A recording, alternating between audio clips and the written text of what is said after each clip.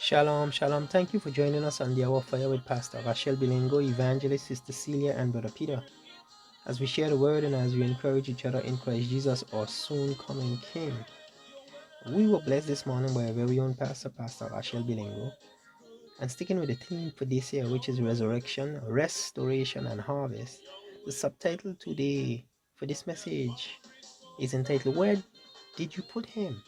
He stink already. Our base text were taken from John chapter 11, verse 32 to 40. It's important for us to know this. Everything is connected in the spiritual realm. And that's where everything begins. I'm saying this to say that sometimes we are here, but our spirit is already in the hospital. Maybe in prison for some. For others, maybe in a wheelchair. And for others, who knows, in the grave. But we are still here. But it has already begun in the spiritual realm. And then the body begins to take form. And then the body follows. And then the man and the woman, we see them in these conditions. But it had already begun in the spiritual realm. You know, very important. But let's go to the base text for today, which is taken from John chapter 11, verse 32 to 40. And it reads as follows. Then when Mary came where Jesus was and saw him, she fell down at his feet, saying to him, Lord, if you had been there, my brother would have not died. Wow. Therefore, when Jesus saw her weeping, and the Jews who came with her weeping, he groaned in the spirit and was troubled. And he said, where did you lay him? Wow, awesome statement. That's a question mark there. Straight up. They said to him, Lord, come and see.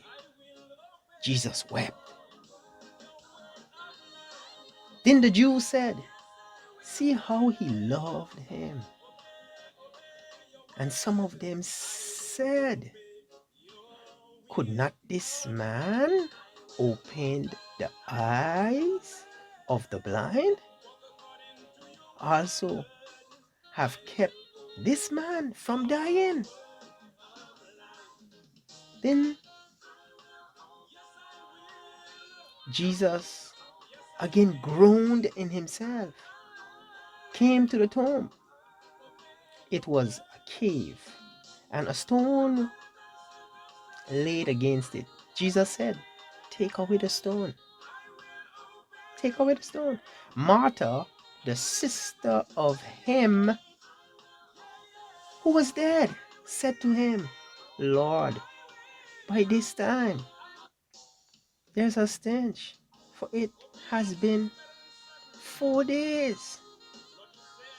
Jesus said to her, did I not say to you that if you would believe, you would see the glory of God? Oh my God. So what's your revelation here? This is somewhat troubling, huh? But what is your revelation? Because here's where I'm at. Sometimes the very same thing we are trying to build, we are the very same one destroying it with our mouths, the way we think, our thought, our spiritual demeanor, not believing. Now, this is what's happening. They called Jesus for help. Save Lazarus. That was the cry. Save Lazarus. But when Jesus comes on the scene now to do what they ask him to do, mind you, problem. Oh my God. Problems now. Those who could not have solved the problem, Martha and the rest, let's just use Martha here. Now they are experts. All of a sudden now she knows that he stinks already. Yeah. So is she insinuating that it's too late? Because Martha is saying it's been 4 days now. Is she's indicating to Jesus that he's too late. But let me just talk to the church, because sometimes we find ourselves here in those same places, and we see it in the churches all the time. People who can help you will go and get someone who can, because what you are asking of them is too much. So they can help you, but they can't do that. But they will go and get someone who can, you know. But when the person starts to help you now they become the stumbling block. Out of nowhere now, they knows everything about you. And they begin to destroy the very thing, again, they wanted to build, to save, to construct. Now they know Lazarus' life better than Lazarus himself now.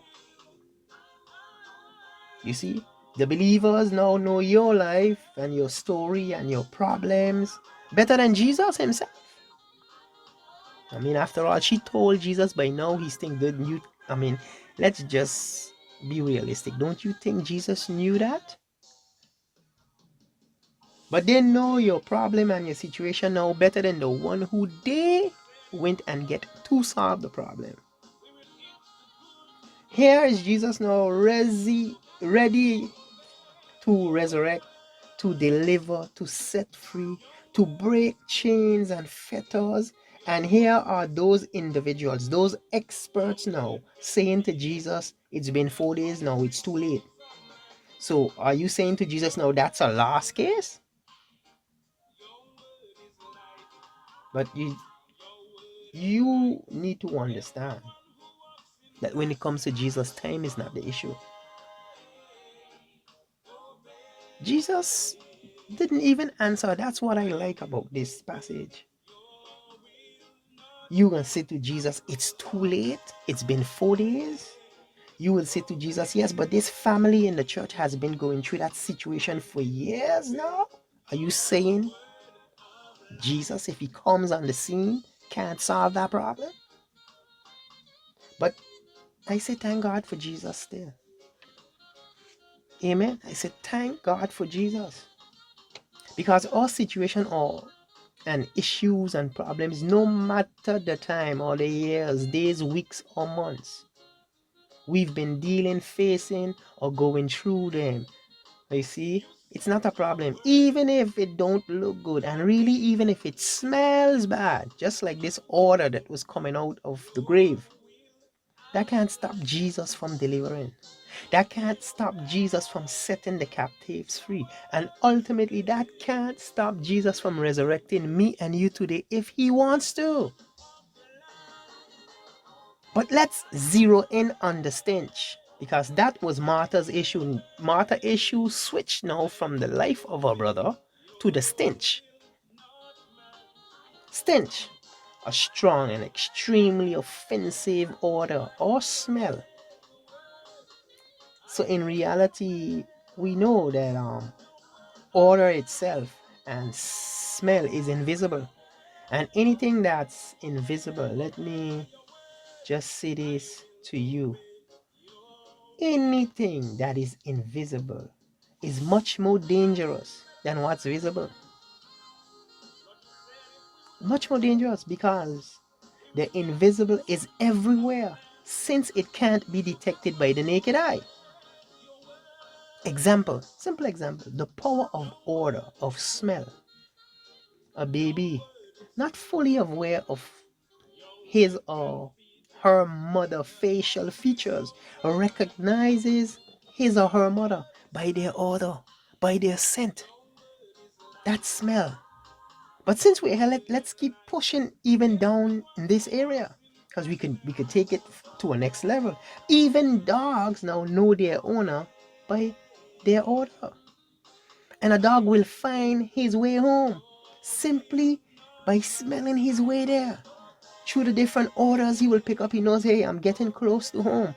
And we could still go a bit further in that same direction, because drugs is detected by its odor, by its scent. Yes, the drug lords, they know this very well. It That's how it's detected. They protect it, they kind hide it, and they can do whatever they want. But that order, which is invisible, is so powerful, yet not being seen, but can be detected. After all, it's one of our five senses, no? Smell, taste, hearing, sight, right? So, hey, smell. Smell is one of them. So that's order. So we need to understand, and touch. We need to understand these things.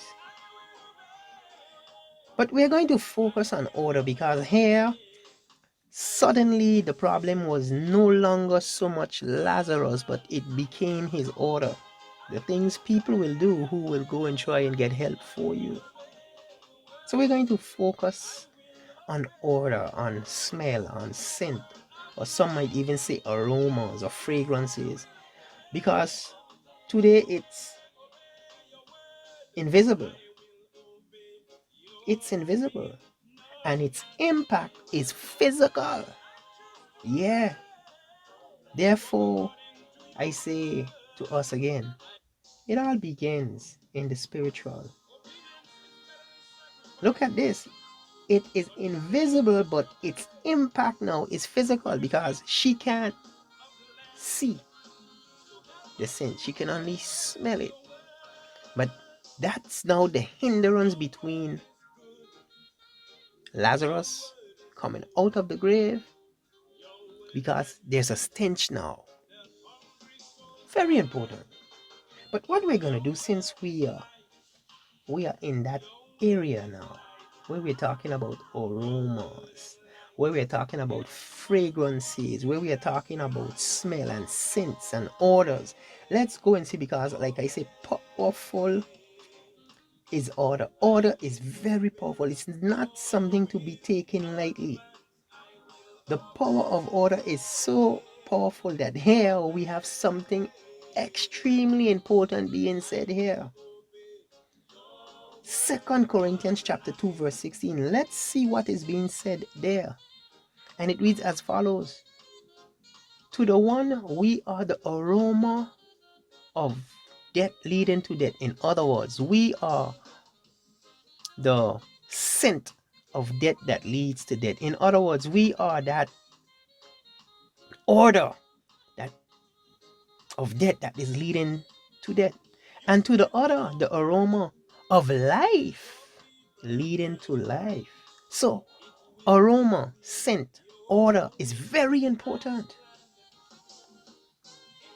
Here, it's okay to say that we must seek the order of life, because there is an order of death in the world today.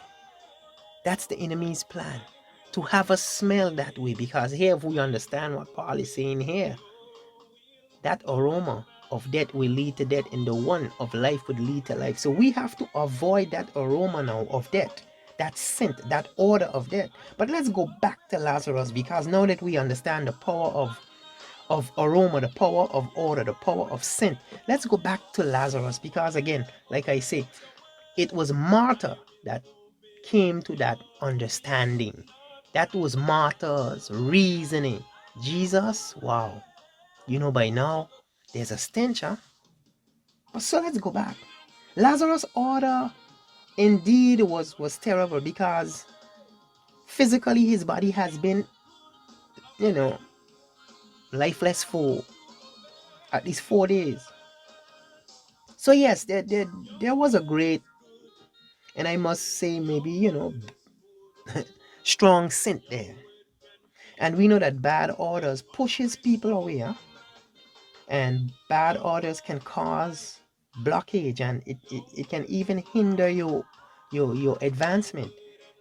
And some people might say, but why?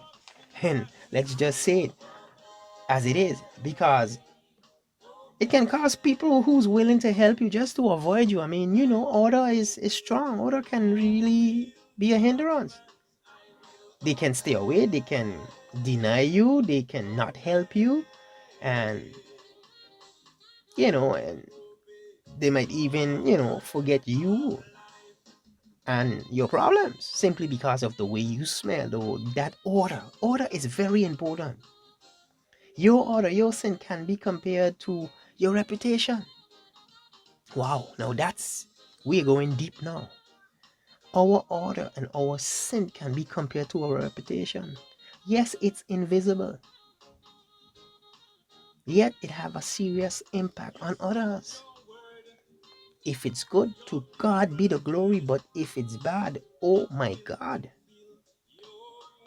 Because if it's bad, you and I would be looking good, walking good, and talking good. But if our reputation, just like a bad order, is screaming danger, then that's problem. No, that's the problem right there. Then nobody wants to actually be with, associate, help, or even come near. And we are talking truth here. Yeah, we are talking truth. We are talking truth here. That's what we're doing. We are talking truth here. That's what's happening. Our reputation is what people say and think and esteem us to be. And what they say can have the same effect as bad order. Some people would go around and they can say some things about you and me that will push people away. Just like that odor, just like that smell, just like that stench that was coming from the grave. Your reputation can just have people say, I not no, not he, not her, not them. But we say thank God for Jesus. We say thank God for Jesus because when this began to take place, we see people who once loved us and appreciate us so much now avoiding us at all costs. And we like, sometimes to us, it's mind-boggling. What have I done? What have I said to that individual? But here's what's happening. It's actually that order that is like your reputation today that has been tarnished. And now they are hearing something or they are smelling something and it's not good. But let's go back to Lazarus because we still have to go back to Lazarus. Let's connect this back to Lazarus because Lazarus and his sisters and what she said to Jesus, which was Martha. If we understand what she's saying, if Jesus didn't know Lazarus in the spiritual realm, he would have walked away. And that would have been the end of Lazarus and that story. But thank God for Jesus. And thank God that Jesus knew Lazarus. And he knew Lazarus had a sweet and a holy fragrance, odor, or smell in the spiritual realm. Notice Jesus didn't even answer her or stop from doing what he came to do. Jesus simply said, take away the stone. Now watch this. Let's focus in here. Even order couldn't stop Jesus. But look at this. I'm gonna say this to us now because we are having a real conversation here. Real talk. For less, people has already abandoned helping others, In some cases, just being cold, people say he's already dead. Just for not having a pulse, people say he or she is already dead. That has stopped people from saving other people's lives. But again, I say thank God for Jesus because now it's not a question of cold or pulse. Here, there was a real stench. But I say thank God for Jesus because it's never too late. It's never too late. And like I say, our reputation is just like order. It can push people away. Yes, it can. It's very important for us to understand this. But what I'm going to do is I'm going to take us to, Let's go to Ecclesiastics. Let's go to Ecclesiastics chapter 7 and verse 1. Let's see what is being said there. Because if we understand order and scent is like our reputation, then we must have the good one, that good order, that good aroma, that good scent that leads to life and not death. That good reputation that will draw people on to the Most High and not push them away. But let's see what is being said here. Ecclesiastics chapter 7 verse 1. A good name is better than precious ointment, and the day of death than the day of one's birth. Wow. You see, what's happening here is awesome, because if that's the case, then we understand the two are connected. The two are connected. You need to have a good aroma spiritually and a good reputation. Martha, when we go back to the story, Martha had some information that Jesus obviously didn't have. But that kind of information, as true as it was, could not have prevented Jesus from helping Lazarus. Could not have stopped Jesus from helping Lazarus. But not reputation only. I say it can be compared to order. It's not only your reputation, but it can be that reputation. Our reputation can be compared to order. And if the order is good, it's great. But if it's bad, we might have some issues. But we are talking about the spiritual side of things now, not that physical order, that spiritual order, that spiritual scent, that spiritual aroma, that sweet smelling one. So what is your revelation? In reality, your reality is not your truth. Lazarus' body had a terrible scent that caused Martha to talk about the grave and gave that grave a negative reputation. She said, listen, if you open this place based on the days it's been there, it's gonna be a mess, because it's been 4 days, man. He's not smelling so good now. And she said it stinks, and there's a stench coming from there, and that's serious. But I like what she said, even though I don't agree with her, because she was speaking in past tense. She said it had been 4 days now. She's speaking in the past, but Jesus is here today, and Jesus is going to handle and deal with the situation that is at hand today. Not what was, but what is today. There is a reputation, and that reputation which is associated to, like I say, the scent or the aroma or the order that we have. There's one that is given to us by man, and we know sometimes when man give you something, it's not really good.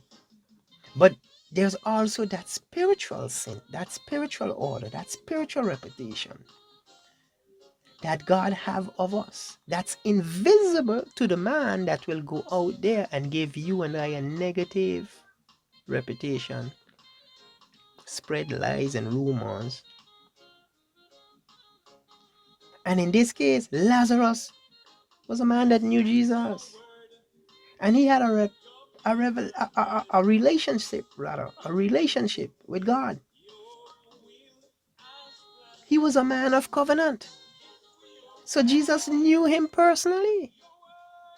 Hence, Martha's statement had no impact on Jesus. He didn't even answer her, because Jesus knew who Lazarus was, And Jesus knew Lazarus to the point that it didn't matter what no one said about him. Never mind the reputation given to Lazarus. That could not have hindered Jesus from working on his behalf. And let me just say this, a real friend don't let what others say about you worry or stop them from coming to your aid, coming to help you. That's what real friends do, huh? Here it's Jesus, huh? So Jesus knew Lazarus. And we can see this in the text because he didn't answer Martha on her statement. And we see that Jesus defended Lazarus with all his might. He said, take away the stone. In other words, what Jesus was saying, listen, it don't matter what you say or what you think about Lazarus. It don't matter. It don't matter. It's not what you think of him or what you smell or what you believe. Now remember, in other words, when Jesus said, roll that stone away, that was the thought he had. It don't matter what you guys are smelling and thinking and believing. That's not, no, it don't matter. I am here for Lazarus today. I know Lazarus. Because, hey, if we go back in a little bit of the history of Lazarus, every time Jesus visited, it was Lazarus' family that took care of Jesus. And now that's a sacrifice in itself. And it's the kind of sacrifice that have a sweet smelling odor. That sweet aroma, that fragrance, as Paul said, that leads to life and not death. So spiritually, that earthly body odor could not have replaced or erased what was already done in the spiritual realm. And that's the relationship that Lazarus had with God through Jesus, that covenant. And to the church, I say this. Every sacrifice you make, it creates that sweet aroma, that sweet fragrance. So I say keep doing good, keep serving, keep giving your time, keep tithing, keep helping the weak, bless others if you can. All those sacrifices that you and I will make will create a sweet smelling aroma, that sweet smelling fragrance or scent that no man, or even a dead body can hide or erase. One with a stench, that is. In this case, like Lazarus, can hide, can mask. You can't. No man, not even a dead body, can hide or mask that spiritual aroma, that scent. And we know that spiritually Lazarus had a sweet odor, awesome odor. It was magnificent because of his relationship, simply because of his relationship with God through Jesus. We know this. But like I say, odor is very important. That scent, that smell, very important. Because the Bible says the sheep hear and knows my voice. But watch this. The shepherd knows his sheep by their scent, by their odor, by the way they smell. I'm saying this to say that people can talk about you and put you down. But once you live a life of sacrifice, worship, praising God, praying, fasting, in spirit and in truth, you will be blessed. That's why what was said about Lazarus and his order had no impact on Jesus. They smelled a stench that led to death. Jesus smelled a sweet smelling odor that leads to life. Again, 2 Corinthians chapter 2 verse 15. Paul tells us about this. He speaks about this. Let me just say this. Deep call it unto deep. And Jesus, being the Son of God, was addressing Lazarus' death in the spiritual realm, and Lazarus being a man who spiritually his relationship was strong with God through Jesus. That had a sweet smelling aroma. That had that sweet smelling scent that Martha could not have smelled, because scent in this case being in the spiritual realm, invisible, she could not have connected there. So I say thank God for Jesus, because Jesus smelled that sweet smelling fragrance aroma based on the sacrifices and the life that Lazarus lived. And he said, no, I am here today to deal with that situation. Take the stone away. But real talk, just for a minute, real talk.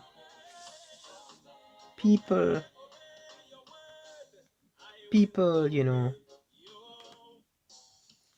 know that bad odor or that bad scent, just like a bad reputation, even if it's not true, if it's lies, it will push people away from you and from me. People knows this. They know this. But I say fear not, no matter the lies or the character assassination. Just like Lazarus, I am here to make known to you that Jesus is on his way today to restore, to heal. He is here to bless. He is here to speak life. He is here to fix. He is here to set the captives free. He is here to even give life to dead situations that we have been facing for years. I'm here to say to you, fear not. No matter what they say or what they think, Jesus is on his way just like he did for Lazarus.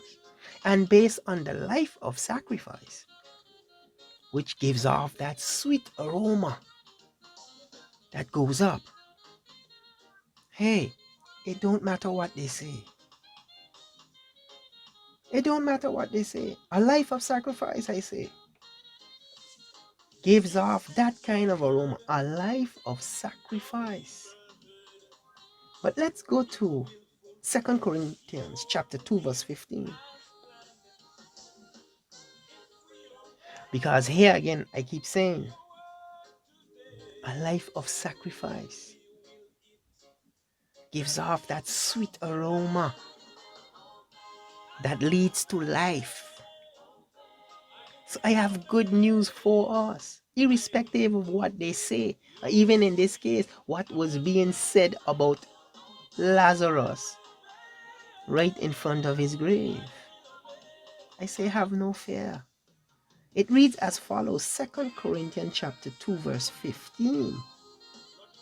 For we are to God the fragrance of Christ, which is sweet, among those who are being saved and among those who are perishing. So we are the ones. Lazarus was that one. That was that sweet and that good smelling fragrance to God. You see, for we are to God the fragrance of Christ, which is sweet, smelling good, that could never smell bad, that could never have a stench. That's what we are. The power of scent, the power of fragrance, the power of smell and odors. I'm saying that kind of fragrance will set you and I up for a miracle. Yes, it will. It will set us up for a miracle, just like it did for Lazarus when others had already counted him out, 4 days dead, stench. Hey, that was not the situation. We know how the story ended.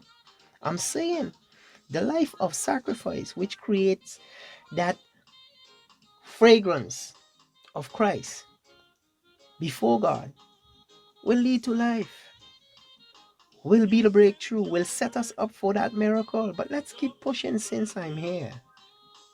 We're going to go to Genesis chapter 8:21. Let's see what is being said here, because again, it comes down to a life of sacrifice that leads to a sweet fragrance, a good smelling fragrance. The fragrance of Christ before God. That's the one that leads to life. That's the one that sets us up for a miracle when others has already counted us out. Genesis 8 verse 21. Let's see what is being said here. And the Lord smelled a soothing aroma, a sweet aroma. Then the Lord said in his heart, I will never again curse the ground for man's sake. Wow. Wow, that's awesome. Although the imagination of man's heart is evil from his youth, nor will I again destroy every living thing as I have done. The power of order, the power of aroma, the power of a sweet smelling fragrance, which is again a life of sacrifice. Sacrifice unto God through Jesus creates this condition here. Wow. Wow. What is it? It's your service. What is it? It's that prayer life that creates this aroma. What is it? It's your humility. It's your obedience. It's you being faithful in every way, even paying your tithes and your dues. It's that life that is based on the true relationship with God spiritually. Again, it's not a physical thing here. It's a spiritual thing. Because in the physical, yes, indeed, Lazarus had that stench. But in the spiritual, because of the life he lived, being a man of covenant, he had that aroma, that soothing aroma that turned God's heart around. And Jesus manifested the power of God right there. He said, roll the stone away.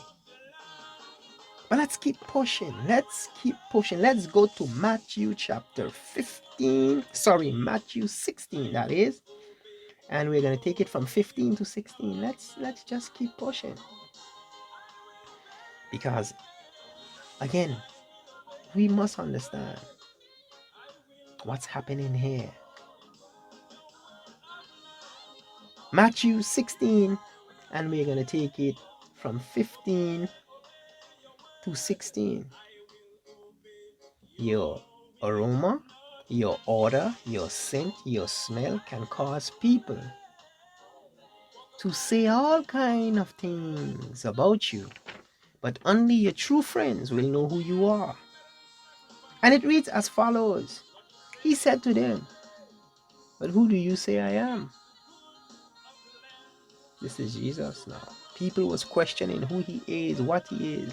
He asked a question to his disciples. Simon Peter answered and said, you are the Christ, the Son of the living God. Only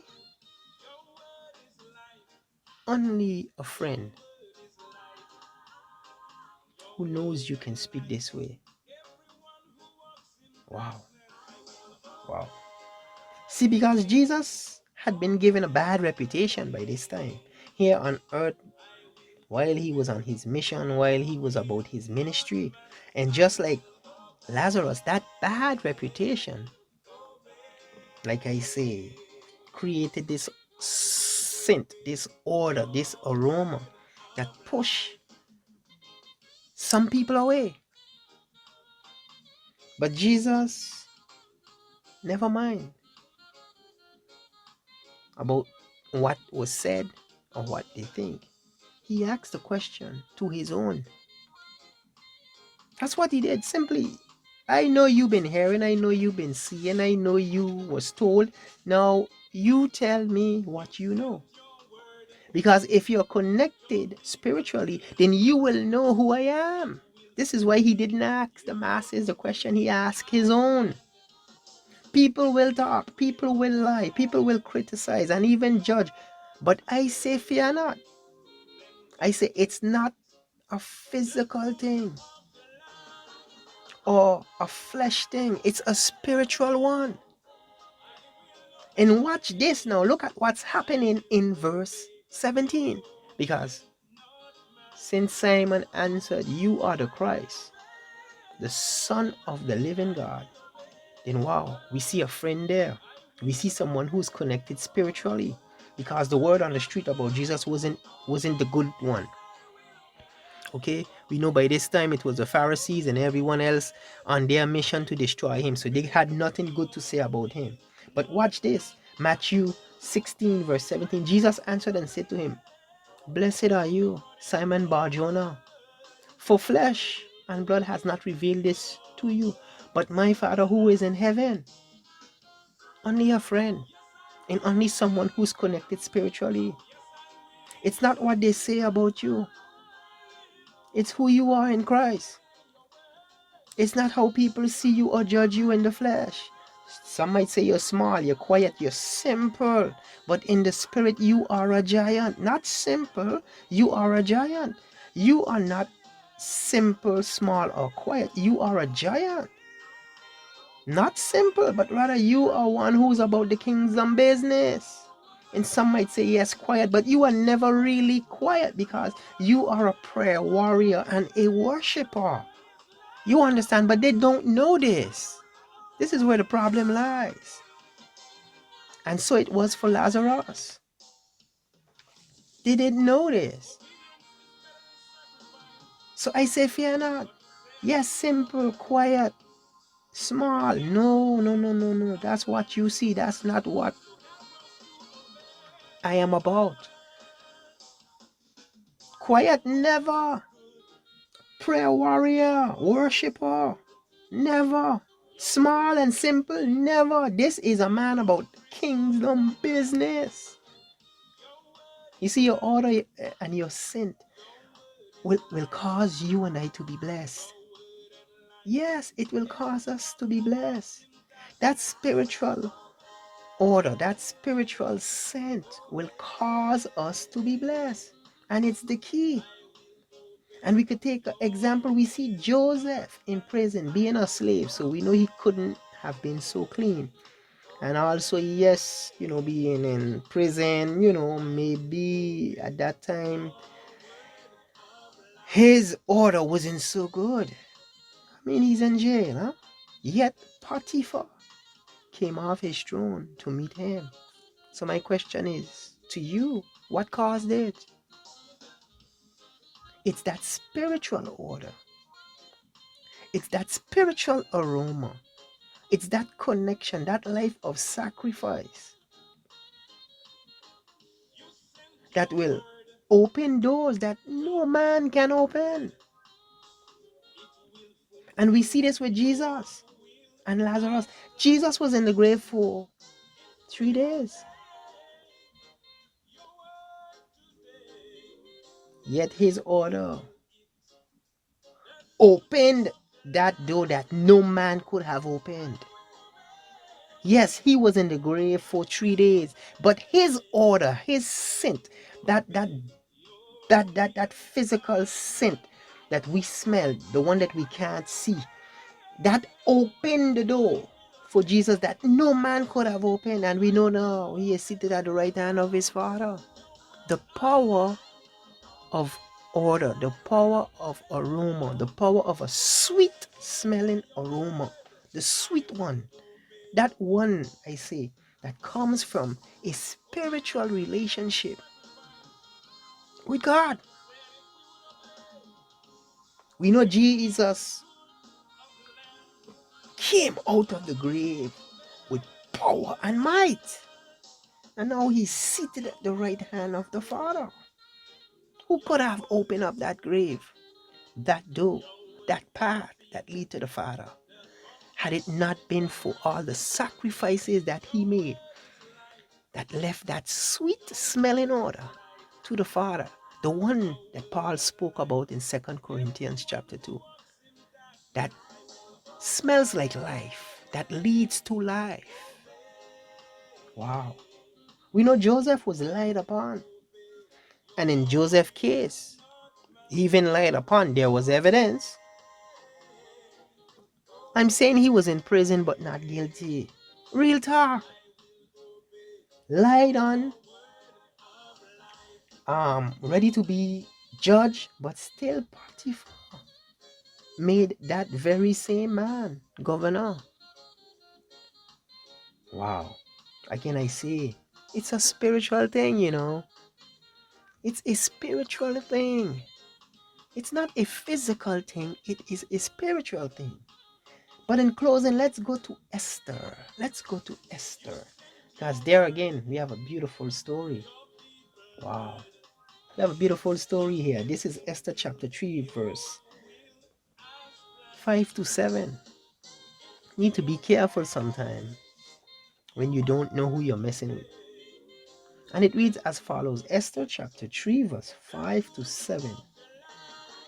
When Haman saw that Mordecai did not bow or pay him homage, Haman was filled with wrath. But he disdained to lay hands on Mordecai alone, for they had told him of the people of Mordecai.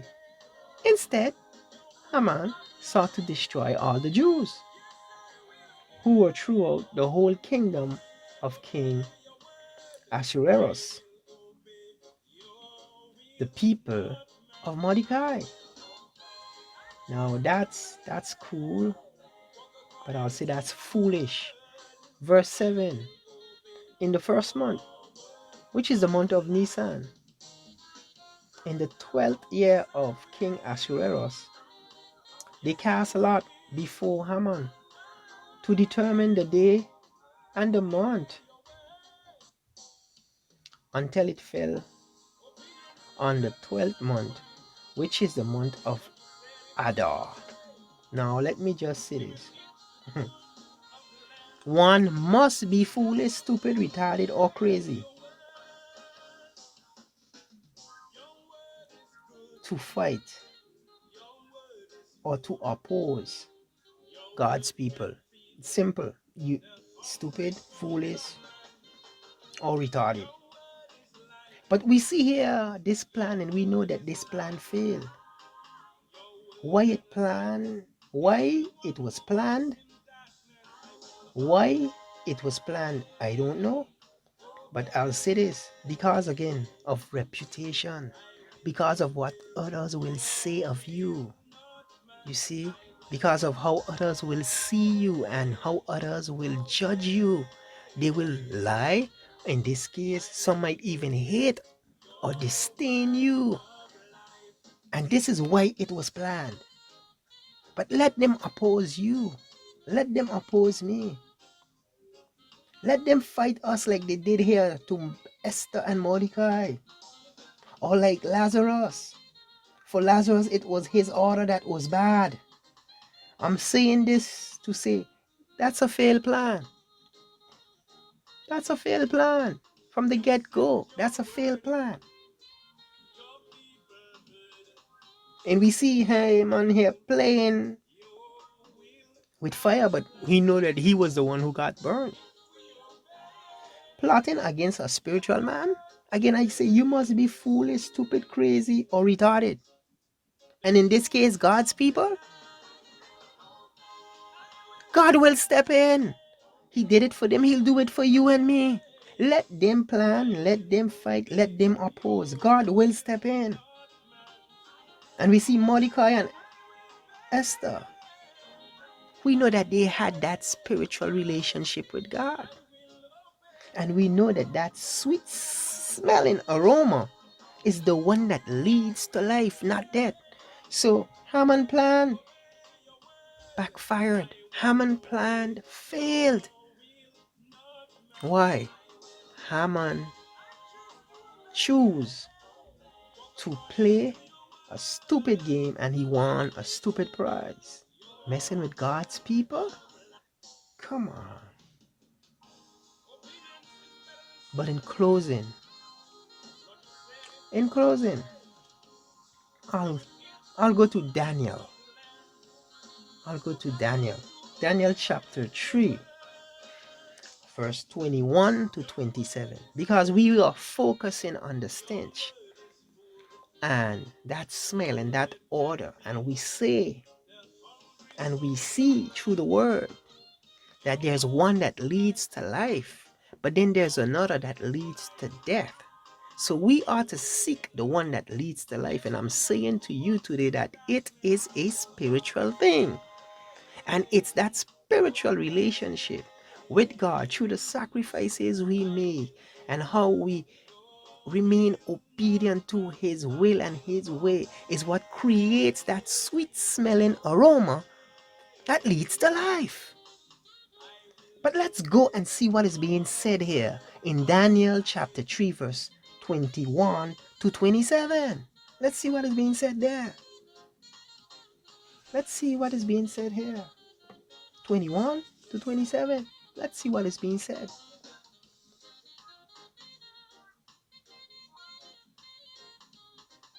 Let's see what is being said.